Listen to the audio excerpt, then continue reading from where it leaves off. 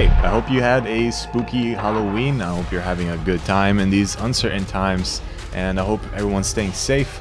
But I recently launched a Halloween bundle special sale, and I didn't get that many sales on it, but what I did get was a lot of questions on how I did sort of the advertising and the just the graphics overall for this Pelican case dropping in with all these spooky effects, and then the packs come out and there's a bundle. So I'm gonna explain how I did all that, but mainly what I want you to focus on in this video isn't so much how to create a bundle of VFX or motion graphics. It's really how different assets that usually are intended for visual effects, for explosions, fire assets, and all this stuff, how you can use those elements, creating sort of these animated motion graphics, especially now that everything runs on social media and attention grabbing on social media is a key thing.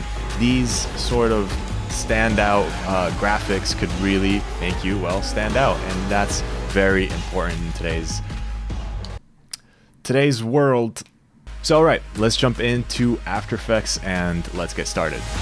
What we have here is the final comp. This is everything, and I'd rather start from here instead of from scratch because it's much easier to break down all these things layer by layer instead of having to do a 2-hour long tutorial where I am literally doing the steps. Because if you follow my basic tutorials or any tutorial up until this point, you should know the basics that will cover you to follow along with the rest. So I'm going to give you an overview on the assets that I used, where they came from, how you can use these similar types of assets in different ways, and yeah, let's take a look. A lot of things going on here. So the first element that pops up is the box. So this was actually a real element that I filmed. I have a Pelican case, and I just took it, dropped it, trying to not get my hands in front of it, so just like holding it from behind, dropped it on the floor, and then I masked it out so that, you know, I could have this element by itself. So I have it dropping, and then I have it opening. So those are two different elements that I blended in. Same deal, I opened it for real. There's no real magic going on here other than rotoscoping and slapping it in here. Other than that, we have some elements coming in here, so it kind of enters the scene from this like other dimension. So you can see that it kind of like scales from that, and it even hard cuts in, but it's so fast that it doesn't matter. Also, the motion blur really helps a lot.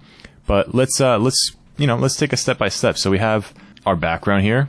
This is an old matte painting I did. I just took out the subject just by squeezing in the matte painting together, the two different edges, so that I have just a background.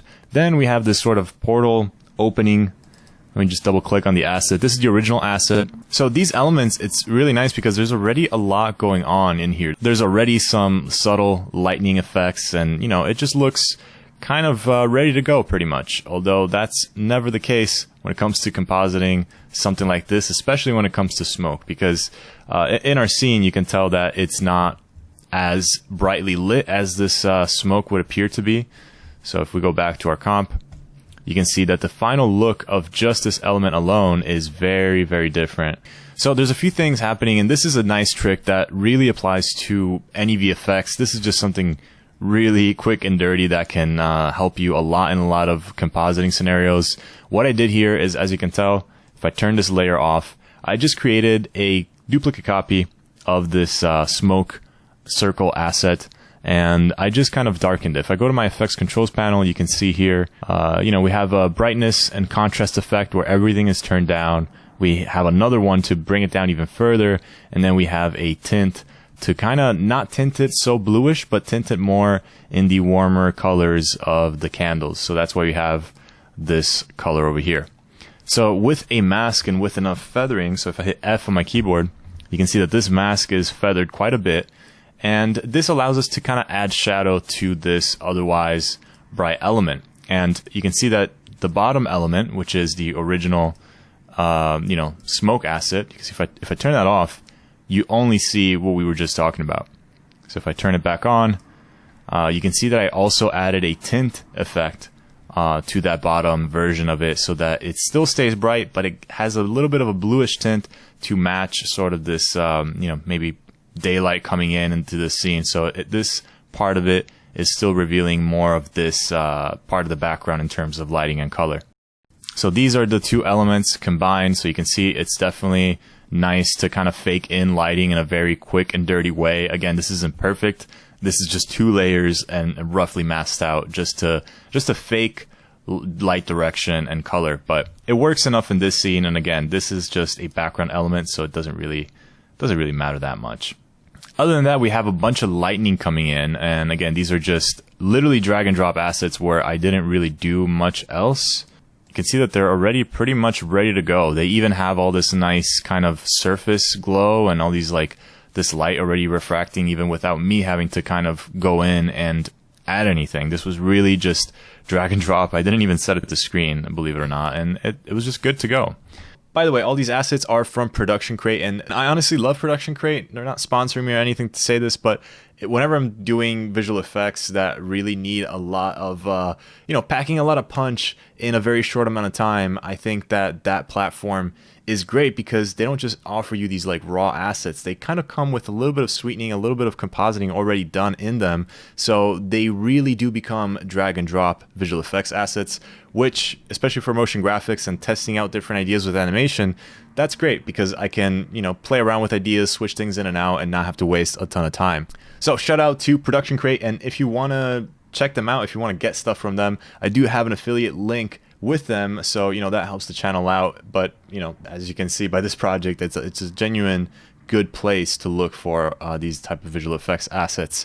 So with that being said, let's keep delayering this comp. Let's get to the bottom of it. So next up, we have, again, just a bunch of overlays. This is just a simple like a lock opening. I just picture like when you shoot a lock in movies, how it kind of sparks, and I don't know. It's just an animation to give it more of a tactile feel that this box is being unlocked and it is opened. So it's nice to have that visual cue, and that leads us to this sort of we're playing again with the idea of another dimension, or sort of like a portal, where these circular elements, before it was smoke, now it's fire. It's kind of bringing in new elements into the scene, and in this case with the fire here, it's these new packs.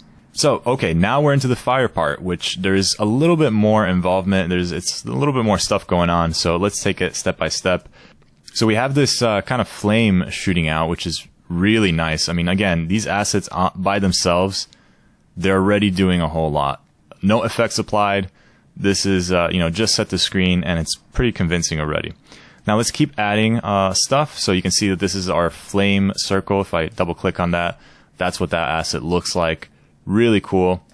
And again, with the two of them combined, it really adds a nice little bit of a touch, like this is some kind of inferno that was opened up, and these flames are actually emitting from this other dimension. So cool stuff. Okay, so let's add some sparks. As you can see, I haven't named all of these layers. They still have the original name because that's how unorganized I am. But this is a nice quick tutorial just as a bonus for you guys. So just know that these are sparks that I'm turning on here. And the nice thing about these sparks, again, if I double click on these assets, you can see that they kind of have a bounce to them at the end here. So they're still interacting with a floor plane, which is really cool because in our case, that's handy because, the floor is right there. So it's nice to, again, have another layer of interaction with the environment where these sparks being emitted from these flames are falling down. I also have another asset here that these fire embers are going up instead of down. That's kind of like being emitted sort of from the source. So again, it's just very simple ideas and very simple compositing. So far, this is just drag and drop. A little bit of a minor mask here, but nothing much more than that, which is, pretty nice. I love when effects can be this simple. Then we have an adjustment layer with a little bit of blurring, another adjustment layer to kind of bring the background down a little bit in contrast, so that the packs that pop up out of this really stand out. And then we have the packs themselves, which looks just so cool when they first come out. I mean, all these assets, the sparks, the fire, the circle fire, the flames shooting out, it's all really adding up, and it's looking pretty interesting. Now, one other thing that I did with these two packs, first of all, they're their own comp, just so I could apply a tint effect to both of them and animate it at the same time later on when they kind of disintegrate. But let me double click on this comp so that we just have the packs here. And as you can see, they kind of come up with a little bit of a flame texture. And again, from Production Crate, It's this sort of skull element, which could be another good Halloween asset to use. But in this case, I'm only using sort of this steamy, smoky orange flame, which again kind of helps sell the idea that these are like really hot things coming out of this inferno, and they kind of cool off, and then when they reveal, you know, the pack. So this is again super simple. Let me just break down what is happening here. These packs, here's one of them, here's the other one. They have a position animation, so they're just kind of going at a curved angle like this. They have a rotation animation, so it's letting them rotate a little bit. Then they have a little bit of a subtle scale, so that they kind of scale up into view, like they're moving forward in space. And they also have a tint effect animation, a drop shadow animation.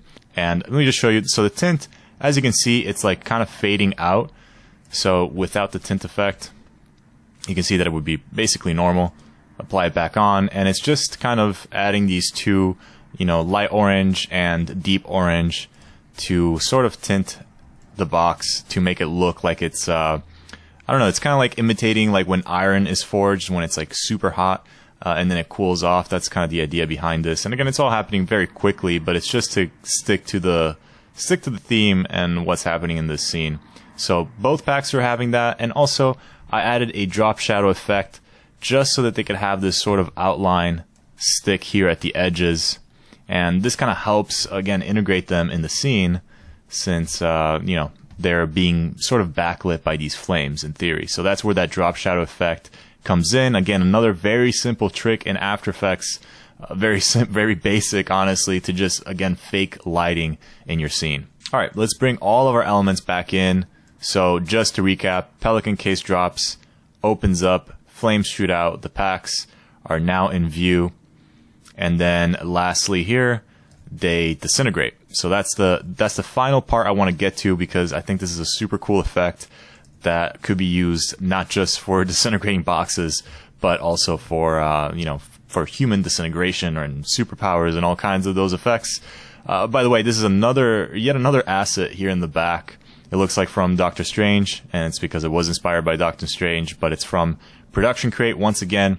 And let me go fish that out. There we go. Simple asset. I literally drag and dropped it in the background, and this adds so much detail. It's just cool. It's just cool to be able to so simply add things that can make your scene look very complex in a short amount of time. So you can see that as this circle, which is almost like powering this whole thing now, as that circle vanishes, you can see that it's like kind of like fading out. The Pelican case closes, and then these boxes turn to ashes. So let me just find a good spot here where we can kind of get a sense of what's happening. So there we go. Let's take a look at this. So the box, all that is happening here, let me go back into the packs. There is a very basic mask here. You see this blue line here. It's just feathering out and erasing these boxes. So as I move forward, you're going to see that line go down, and it's just little by little subtracting. It's a subtractive mask, so it's subtracting the box element so that it's just disappearing. It's just like a wipe fade transition almost, if you want to look at it that way. But what really sells this effect are all of these stacked elements, which are these, again, these pre-made assets of these sort of like Silent Hill vibes of these this sort of boxy shape turning into ash, which worked out perfect in my example.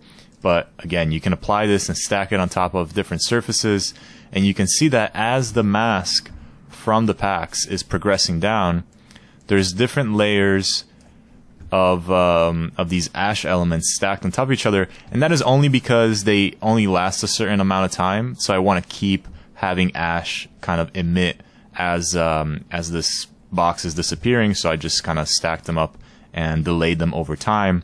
Of course, they have very basic brightness and contrast effects just to make them darker with the environment.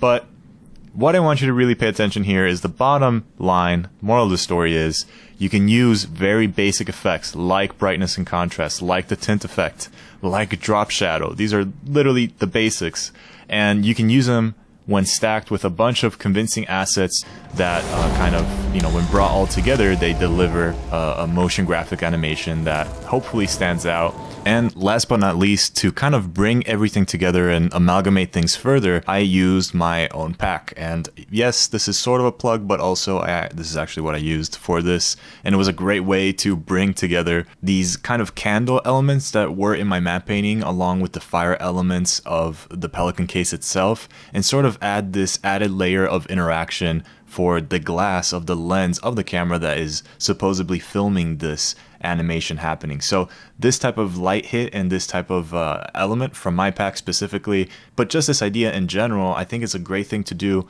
to add that final layer that brings it all together. And last mention and last asset that was also used for this are these particles that I added in the background from, you guessed it, the Particles pack, which is the second pack ever that I made. So that's why I'm mentioning it, 2 for 2. But as you can see, it was actually a great help to add that sort of spooky vibe to the ambience of the room of this matte painting and really bring it to life. And that is all of the assets and everything that went into this.